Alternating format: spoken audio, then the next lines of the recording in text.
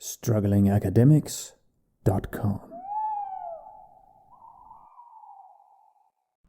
Today, the topic is so broad that Aristotle could have written a book about on mistakes, right?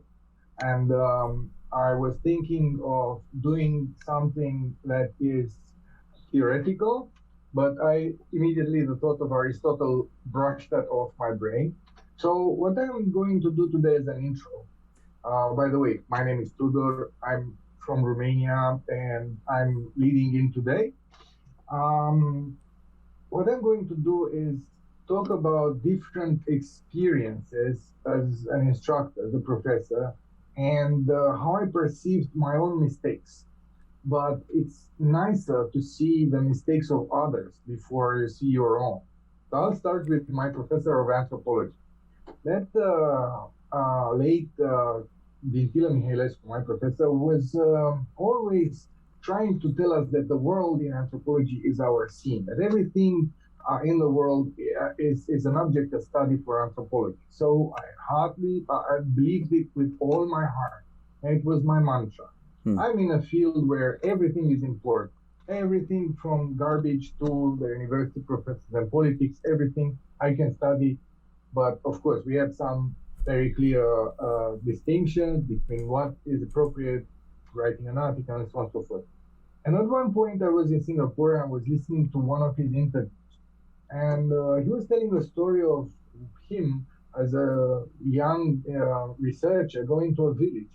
And month after month, extracting stories from one of, we call them informers, people in the village, who was just telling him stories about fabulous beings who appear in the night, dance in the mountains, and so on and so forth. And he was writing diligently everything until after months and months and months. Once he was a little bit upset and he said, "You know what?" to my professor. It's time to tell you the truth. I've been inventing all these things. And nothing is true. Nothing absolutely is true. I haven't collected these stories from my ancestors. I just made them up so that you could stay here and give me some drinks from time to time. But now I don't want you anymore. Go away.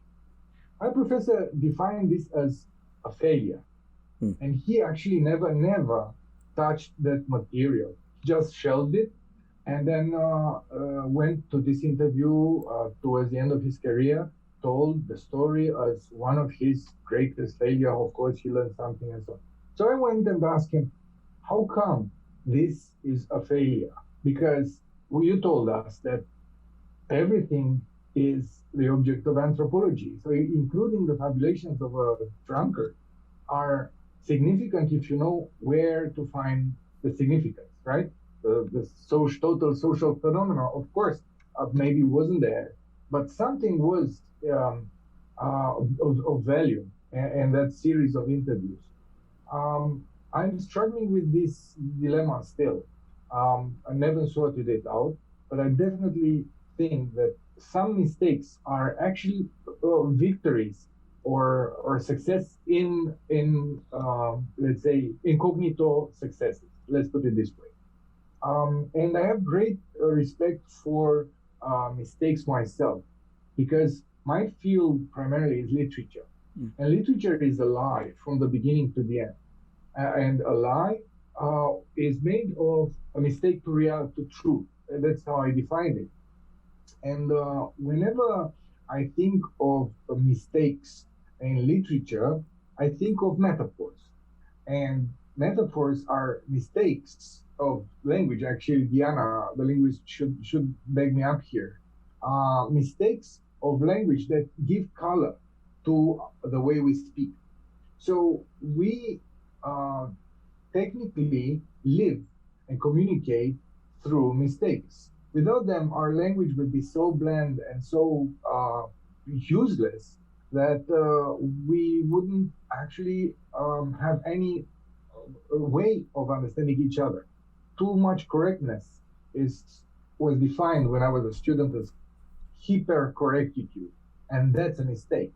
When you are too correct in what you say, no mistakes there, actually That's a mistake completely. So these examples were just the beginning of my exposition here on my own mistakes, and the real exposition, the entire speech will be centered on my experience as a professor. When I noticed that most of my students were looking at me and listening and checking information. So in Macau, in Singapore, and before that in Romania, I could see them under the desk checking the information that I was giving them. In the best of cases, as most of the cases they weren't paying attention, of course. But I learned that this way of double checking was not a waste of time, but proof of interest. And sometimes I was wrong. So I would mix up years or sometimes names of authors. And when some of the students would point that out to me, at the beginning, I was nervous and I was trying to prove that, no, I am right. I learned from another book and try to turn it around. Of course, I would give the correct version next time, but my first reaction was what we call defensive. Later on, when I noticed that I was being not only listened to and checked, but recorded, like properly recorded and analyzed, and that's common everywhere now, I think, but in Singapore it's definitely common. I started feeling very relaxed and being at ease with my own mistakes. As my profession demands, I had to correct them whenever I identified them, but my mistakes are something that belongs to me. And as long as they are honest mistakes, as long as I'm not covering up anything, they are a thing that are part of my blood. To end this very long speech, because I'm not sure I've got too much. It will be a mistake to go further. Let's put it this way. I have a book here. Now, you guys might, okay. So, a few sessions back, we had a feedback from one of our viewers. And the feedback was, oh, there was a mistake in your video. James Joyce was not American. He was, of course, Irish. It wasn't the fact that one of us did the mistake, but it was what was really very upsetting for our friend was the fact that neither of the three of us remaining blinked. So that was, none of you blinked. So that's even worse. So here we are. I'm talking about mistake, which was individual, but I'm talking about collective mistakes. These are more interesting. And these would be a lead into your takes on mistakes. So I'm wondering if you have anything on mistakes, because my whiteboard was clear. I have not, and it wasn't a mistake, I hope. I haven't had a screenplay, a script for this one. So let's see, what's your take on mistakes? Should I go, Diana? Diana. First off, just to mention that we had a kind of a discussion about that Ulises sort of slip, not necessarily mistake. And David suggested, okay, next time to keep the balance and to level everything up, we were just gonna say that Hemingway was Irish. We just sort it out. Or Fitzgerald, or whoever. She's an American. I said both, either one. Yeah. Yeah. Choose whatever American writer and make it European, and we're done with it. Yeah. So yeah, I don't feel comfortable talking about my own mistakes, just because sometimes I'm a little bit paranoid and I think that I do not make mistakes. I'm so mistakeless, then nobody can talk about my mistakes. No, this is not true. I make lots of mistakes, and teaching experience was a moment in my life when I realized very clearly that mistakes are unavoidable. We just fall into this trap of making mistakes, especially when we talk freely in front of an audience, and the audience are like me multiplied, and they can catch my mistakes or everybody else's mistakes easily than me myself speaking in front of the audience. My favorite type of mistakes, I don't know if you guys thought of putting mistakes into categories. My favorite type of mistakes are the social sort of manner mistakes, like laughing before the punchline in a joke, or eating ice cream at the table with a big spoon, or stepping in front of a woman, or just wearing a hat indoors when it's not appropriate to wear a hat indoors. There are all sorts of other social contextual mistakes called faux pas, gaffe. The most amazing ones are political gaffe, political mistakes, usually chased by the press, and the press chases any political mistakes for such political gaffes. I don't know what's the purpose, probably just to make that political figure vulnerable to all kind of attack. Another favorite mistake that I really like, I'm not able to keep track of those, are the microphone gaffe, the microphone mistakes when the mic is left open and the subjects around it are not aware that the conversation is being still recording, and in most cases transmitted, broadcasted by a live TV show or a radio show. And probably Tudor or even Jan would be more aware of the parapraxis, which is the famous Freudian slip, an error in speech due to an error in the memory mechanism caused probably, as in the Freudian psychoanalysis, by an interference of an unconscious wish or desire in the regular train of thought. The funny part, the funny type of Freudian slip is the, I don't know if you know it, is the spoonerism. It's a name, spoonerism, after William Archibald Spooner, defined as an error in speech in which certain parts, morphemes, are switched between two words in the same phrase. And I listed some examples for you.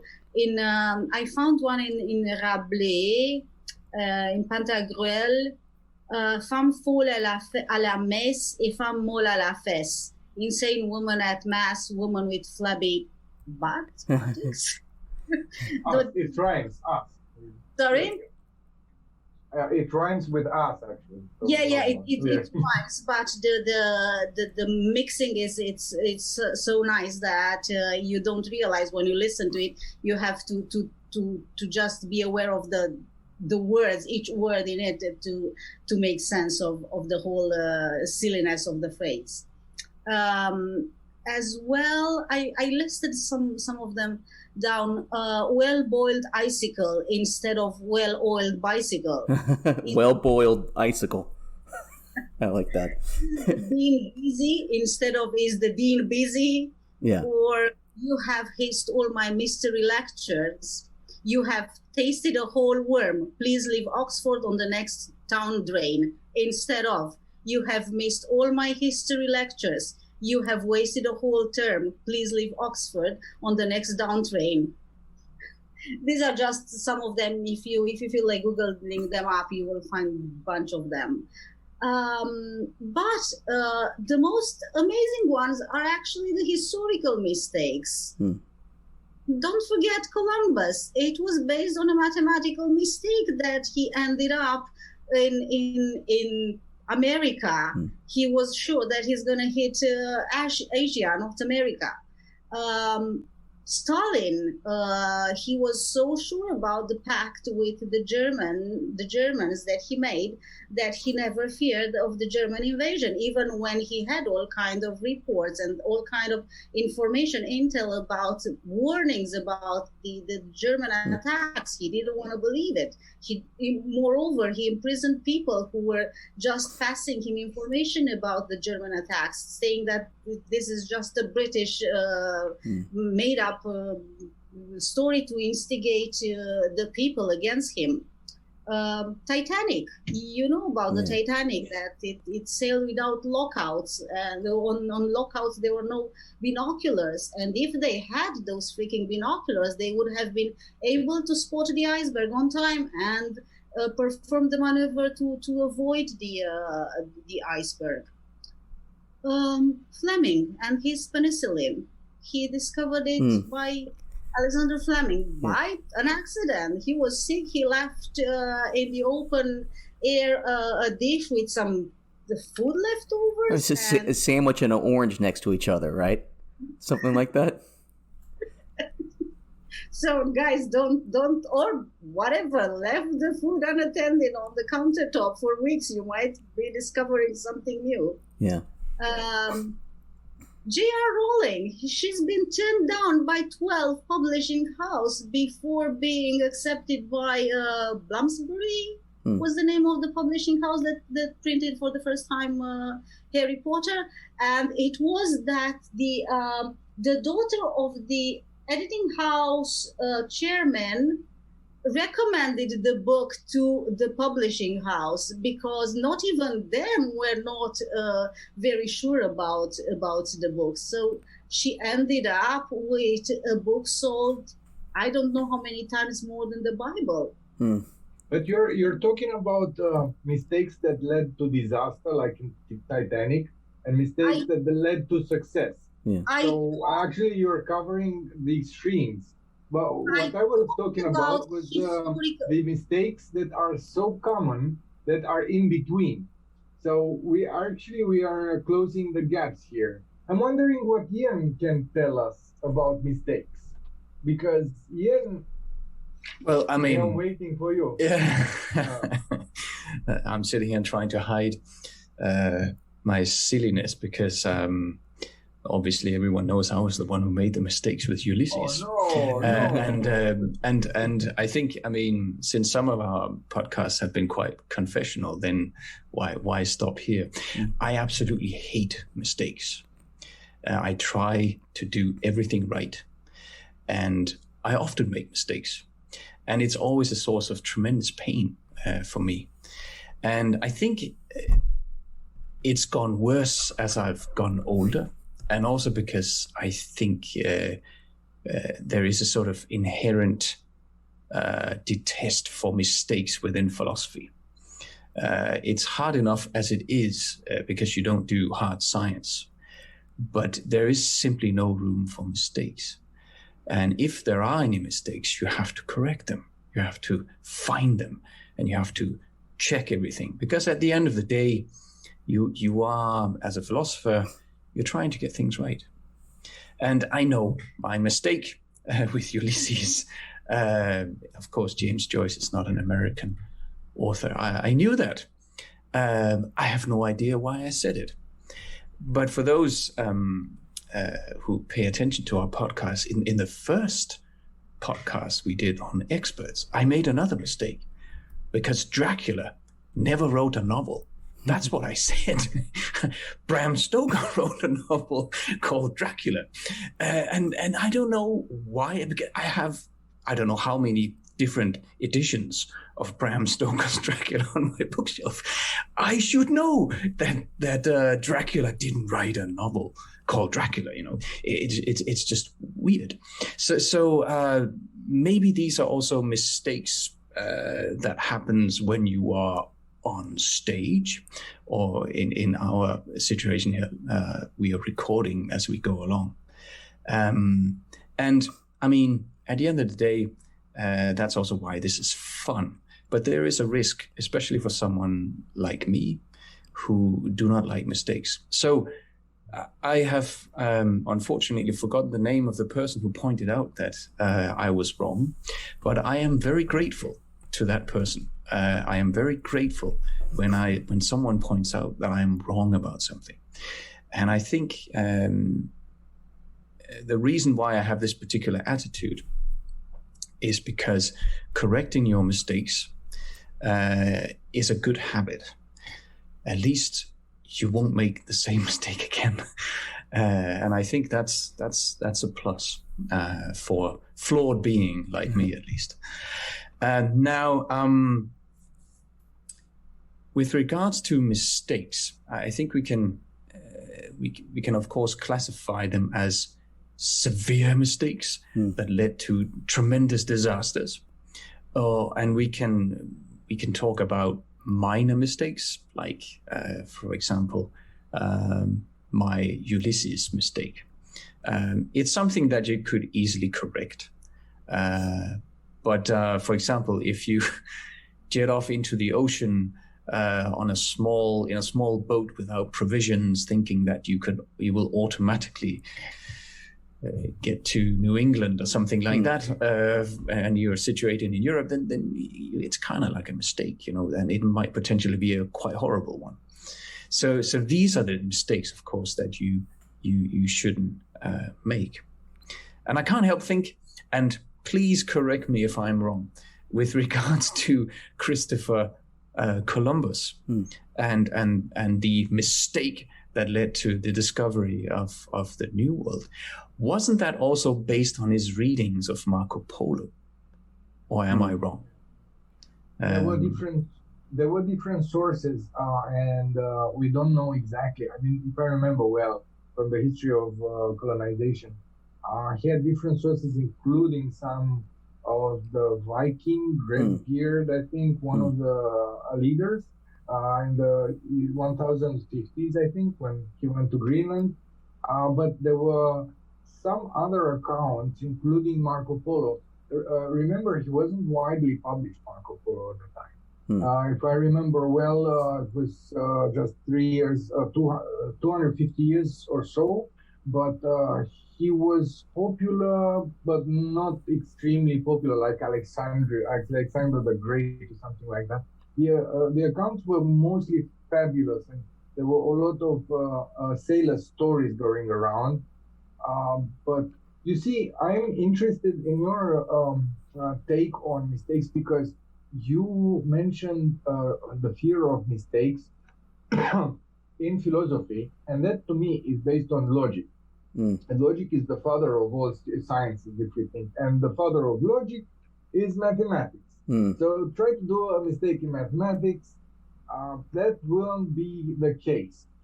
Just a small parenthesis. Now mathematics is changing worldwide. I have a friend who's working with higher level mathematics, where mathematics is philosophical and it mixes up with robotics. In a weird way. I've seen what they do, and they get to this kind of conclusions. Our program will give the same result no matter what you input into the program, and the program is huge. So at some point, the mathematics is becoming less black and white, mistake and no mistake right now. It's turning into a time-space continuum, very, very different to what we know in terms of truth and falseness, mistakes and no mistakes. Of course, we're trying to not do mistakes, but we have to come to terms with the idea of mistakes as part of our existence. So, Diana, would you want to go first, and then David? Because Diana's got something to say. There's something about. So, Diana.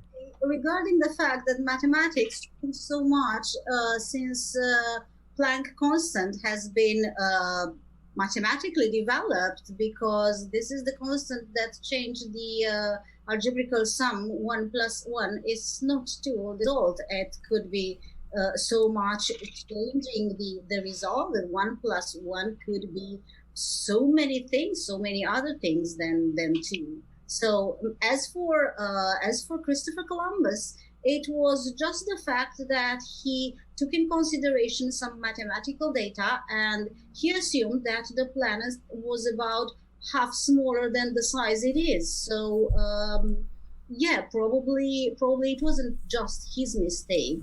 He took some other, Marco Polo included, mistakes in calculus, and he ended up considering the planet being way smaller. This is my mathematical. David, you're the Yeah. history guy. David, you're the history guy. No, Come no, on. no. I mean, Help look, us here. there's a lot of different things that can be said. One of the things, mistakes in language, particularly as we have some recording time, I'm able to hear myself, and maybe the rest of you have been listening, I hope, to some of our recordings and what they turn out to be. And I realize how unclear I am sometimes. I do notice that, and I'm sure everyone already knows this. You learn more about yourself. And one of these things is, as I found out with my peers I grew up with, I'm somewhat notorious for just using the wrong word sometimes. And that's an embarrassment, and I have a friend who's, I think I mentioned him before, who's a pretty big policy analyst back east. And we were both back visiting from, he was back east, I was in Britain. We're now back in California in the old neighborhood. And I probably came over to my mom's house. I go over to his, and I'm talking to him and his family at the table. And I go, I've been working at this site called Hohlefels in Germany. It's very important. It's an early human site. It's anatomically modern human site. There are all these wonderful figurines. And I go, there's these mammoth figurines that are about this big. Hopefully for anyone who's listening to the podcast, about a foot in length, if you will. And he goes, hold on a minute. And he goes, what do you mean by mammoth? And I said, it's a mammoth figurine. And he goes, but you're showing me about a foot here, right? That's not mammoth in proportion. And I went, no. It's made on mammoth ivory. These figurines are made on mammoth ivory. And he just went, oh, okay. Because you use the wrong word sometimes.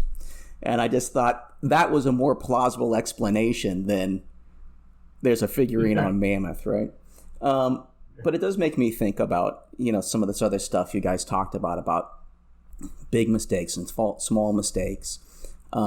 I completely agree with Tudor that we need to live with our mistakes. They're part of who we are. I don't know enough about the philosophy of mathematics, nor do I know enough about the practical application of mathematics, and I should know. And perhaps the universality or whatever, how universal numbers in themselves are, and our ability to make axioms and so forth. It makes me a little hesitant. It makes me wonder what always the reasoning behind these arguments are, because I think simply because you don't know doesn't mean there isn't a rational explanation, right? I mean, this was like Einstein's issue with quantum mechanics, right? Now Einstein seems to be increasingly proven wrong. But I think we're talking about something different too if we start to say, oh, there's math, or as the British say, maths, there's mathematics. There's different ends of physics in which we try to describe the known universe. Calculations are descriptions, right? I mean, now if anyone who's a physicist listening will say how wrong I am, but they are descriptions, right? And simply because our descriptions don't work sometimes, I don't know if that means that there's a flaw inherent in what numbers are, right?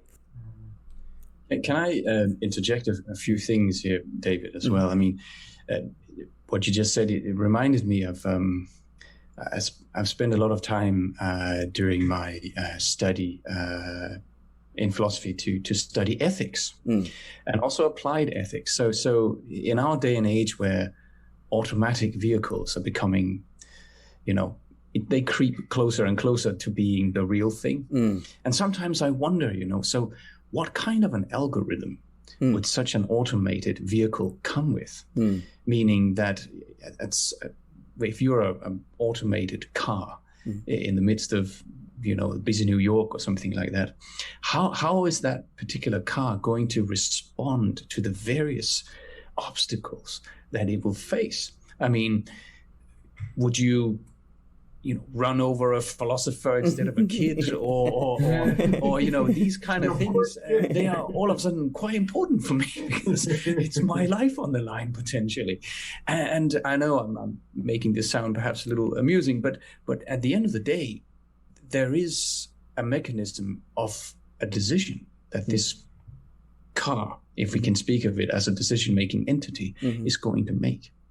And I'm curious because ethics, as far as I recall, is something that you can debate. It's not a clear science.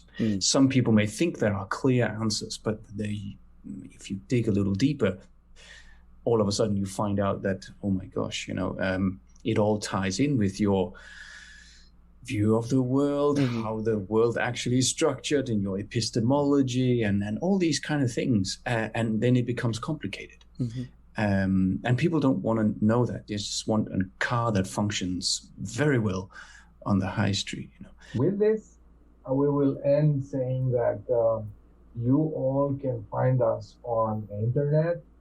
Struggling Academics is the site.com. You can find us on Facebook, especially on YouTube. Try to look at our other channels, including Twitter and Instagram. And don't forget to spread the word if you're interested. Oh, hey. To stay up to date on what's happening at Struggling Academics, click the subscribe button.